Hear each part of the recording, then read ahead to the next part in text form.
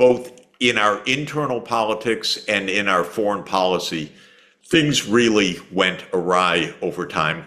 And, to come back to Confucianism, but also to Aristotle in the West, one of the core virtues was self-control. It's moderation. It's the idea also of seeing things from the other's point of view. And this is what the United States lost. Now, why did it lose that? I think it lost it for a couple of reasons. Internally, our politics became very corrupt financially. Starting in the 1970s, limits on campaign funding were taken away, even by the Supreme Court. It was a campaign by the corporate sector so that big businesses could spend money to influence American politics. This is where Marx comes in, because Marx said, in the Western countries, big money really controls politics. And America made it a kind of caricature, starting in the 1970s. And then afterwards, there were many legal rulings which said corporations can spend whatever they want on corporate free speech, we called it, to influence policies. Well, this meant that American government stopped being one person, one vote, and it started being $1, one vote. Money really corrupted American politics. And in the American way, in the free market way, it was, quote, legal corruption. It said, you can buy congressional votes, campaign contributions. And now our campaigns are billions of dollars of spending by rich people. Our candidates spend most of their time with rich people, with corporate lobbies. So this is what happened, in my view, on the domestic side.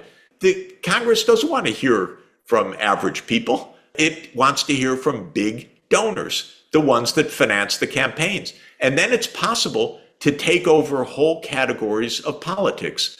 The Israel lobby is money for Congress people for their campaigns, coming if they support whatever Israel says.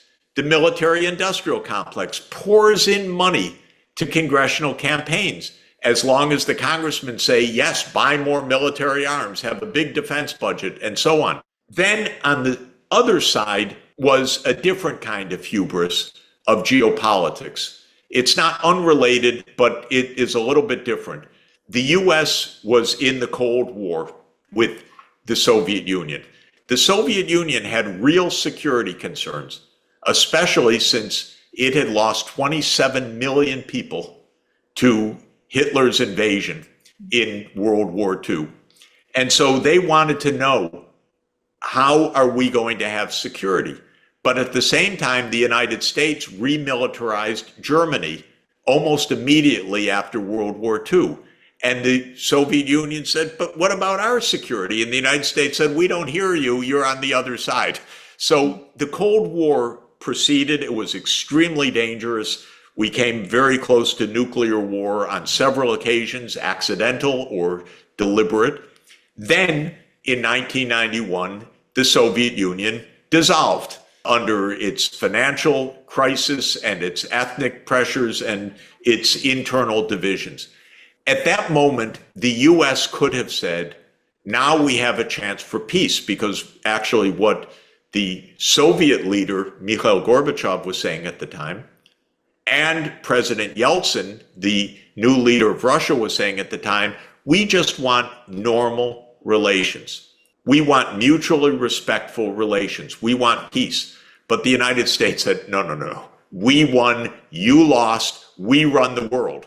So this is the second part of the arrogance, which is that the US decided it can do what it wants. It doesn't have any competitor. China did not look like a competitor in 1992. China looked like small, rural, poor, not to worry about. Russia was on its knees. The US security state said, we run the world now. And this is what brought us to our current day. And in the meantime, China had great success, phenomenal economic progress, the greatest economic success in history at this scale by far. And the US only starting in the 2010 said, oh my God, look at China. And then it decided to make China an enemy because of China's success. Instead of saying what I would have said and what I do say every day, congratulations, you caught up. This is phenomenal. This is great news. Look at the well-being of the Chinese people.